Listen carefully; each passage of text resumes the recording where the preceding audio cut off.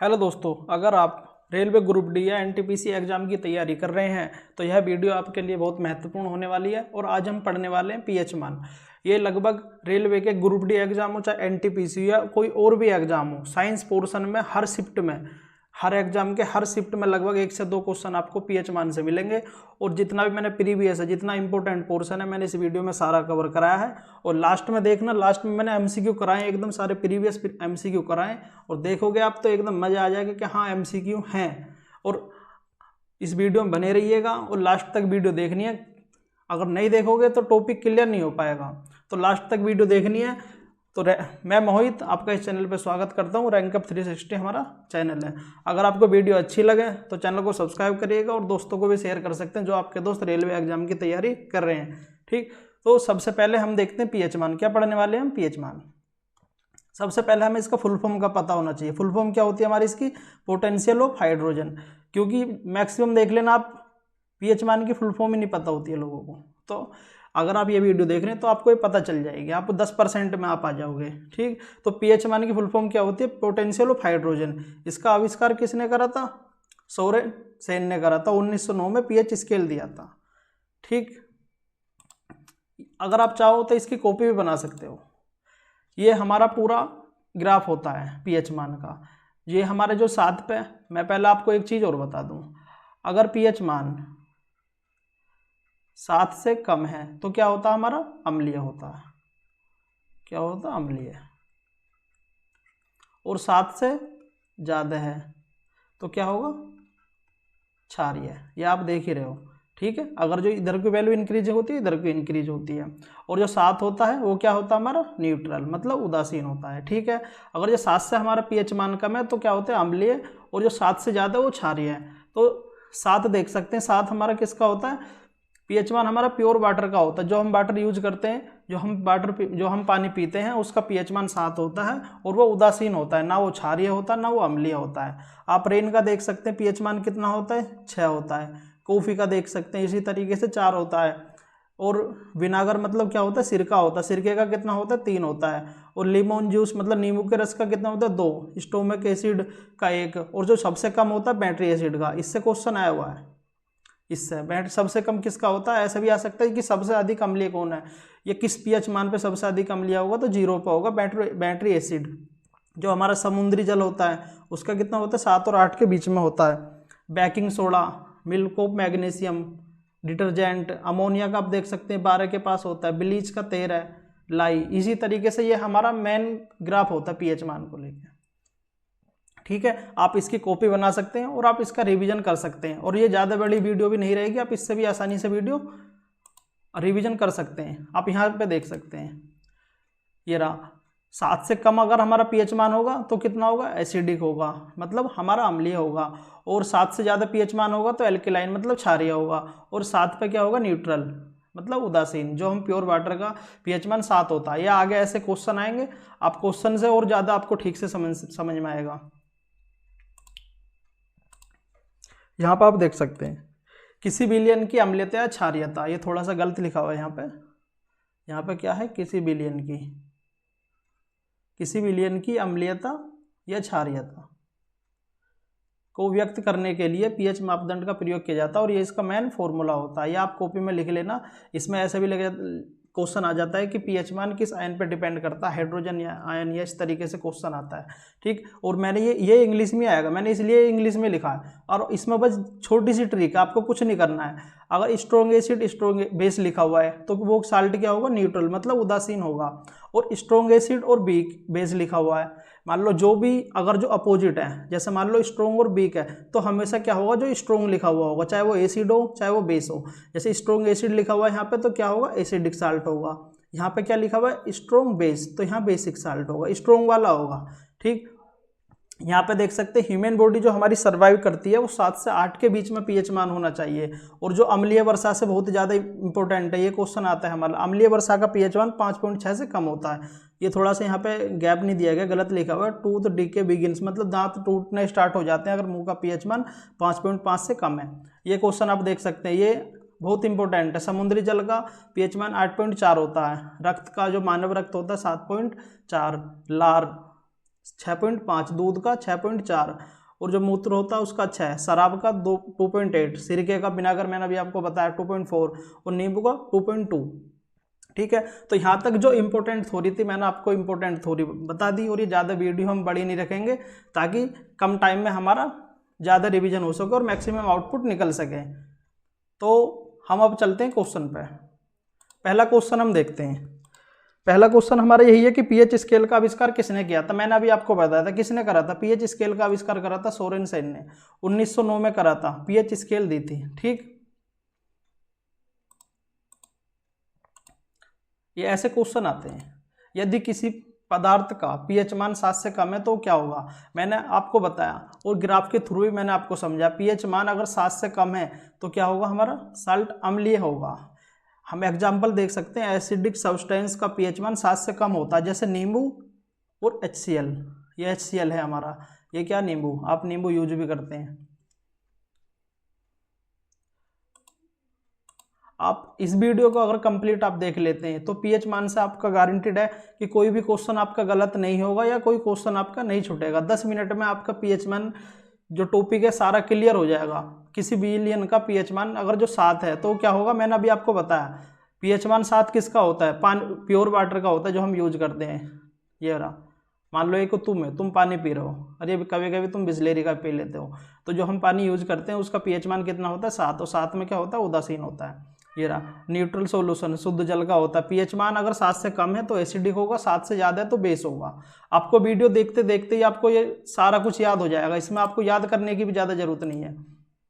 नींबू रस का पीएच मान कितना होता है, अभी मैंने आपको बताया था, ये अम्लीय होता है हमारा, तो 7 से कम ही होगा ऑब्वियसली।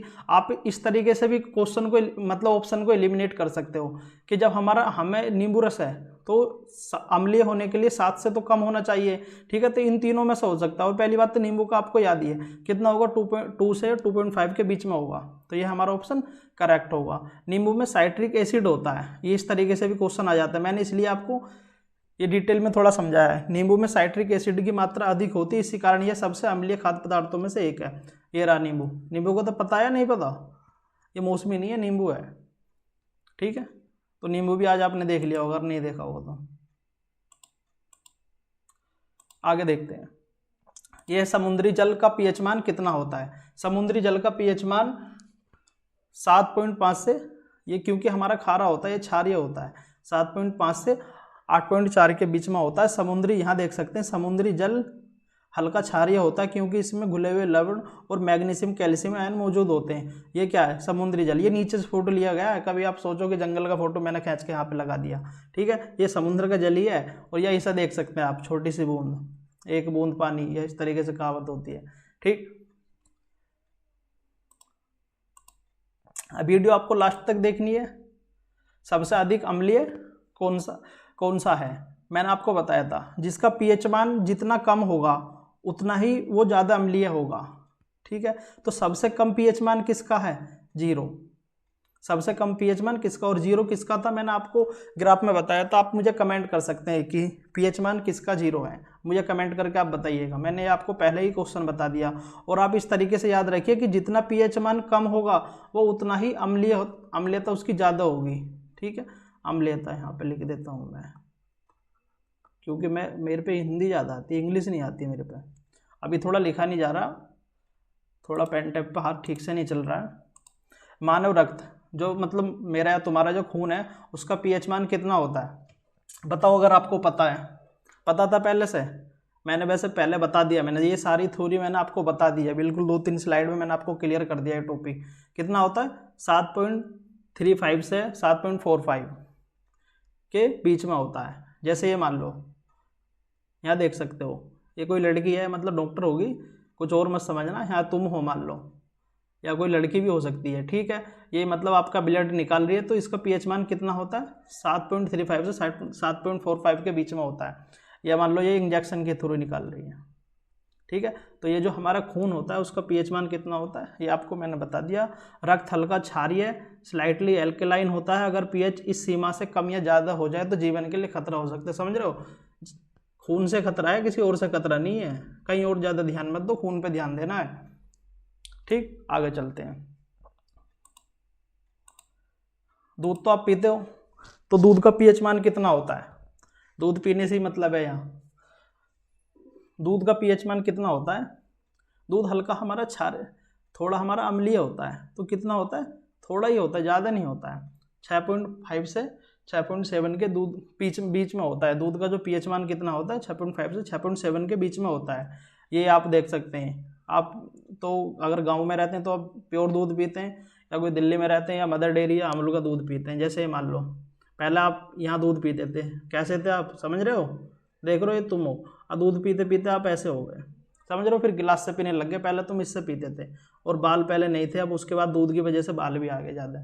ठीक है, तो दूध थोड़ा अम्लीय होता है, समय के साथ इसमें लैक्टिक एसिड बनने से पीएच और घट जाता है। ठीक है, तो दूध पिया करो, ये दूध आपको पता चल जाएगा, ये याद रख रहा है। ये तुम हो, मान लो कि 6 साल के हो तुम यहाँ पे, अभी तक भी दूध पी रहे हो, तो कितना पीएच मान होता है? 6 साल के हो, इसका पीएच मान 6.5 से 6.7 के बीच में ही होता है, या 6 के पास ही होता है, और 7 के बीच में बोल सकते हैं। यदि किसी विलयन का पीएच 14 है तो वह है, क्या होगा? यहाँ पे देख लेते हैं पहले इस क्वेश्चन को। पीएच स्केल 0 से 14 तक होता है, अगर 14 है तो वो क्या होगा? स्ट्रॉन्ग बेस होगा। इसका एग्जाम्पल क्या? NaOH, मतलब अत्यधिक क्षारीय होगा। स्ट्रॉन्ग बेस का मतलब ये है। ठीक है, NaOH के मैंने यहाँ पे इमेज नहीं लगाई, इसके लिए सॉरी, आप अपनी इमेज लगा सकते हैं गूगल से निकाल के, ज़्यादा समझने के लिए। आगे देखते हैं, पीएच मान किस पर आधारित है? ये थोड़ी सी यहाँ पे एरर हो गई लिखने में, इसके लिए माफ़ी चाहता हूँ मैं, लेकिन फीलिंग को समझना क्वेश्चन की।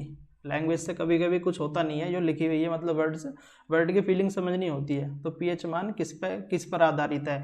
तो किस पर आधारित होगा? ये हमारा फॉर्मूला मैंने तुमसे आप पहले ही बता दिया कि इसको दिल में या दिमाग में लिख लेना। ये हमारा पीएच मान का फॉर्मूला होता है, पीएच बराबर minus log H plus ion. तो किस पर डिपेंड करेगा? ऑब्वियसली H प्लस आयन पे ही डिपेंड करेगा, हाइड्रोजन आयन कंसंट्रेशन पर निर्भर करता है। ठीक, आगे देखते हैं, पीएच और पीओएच। ओएच का मतलब क्या होता है? जैसे NaOH, क्षारीय और अम्लीयता, दोनों का योग, और 25 डिग्री पर होता है। कितना होता है? मैंने पीछे ही आपको बता दिया कितना होता है, 14 होता है। इनमें रिलेशन होता है। ये क्वेश्चन भी, ये सारे के सारे प्रीवियस क्वेश्चन लिए मैंने, ये ग्रुप डी और NTPC दोनों के ही प्रीवियस क्वेश्चन मैंने ये निकाले हैं आपको। तो ये आप 2 की स्पीड में भी लगा कर 5 मिनट में सारा टॉपिक इसे क्लियर कर सकते हैं पीएच मान का। ये देखते हैं यहाँ, सॉरी एक सेकेंड,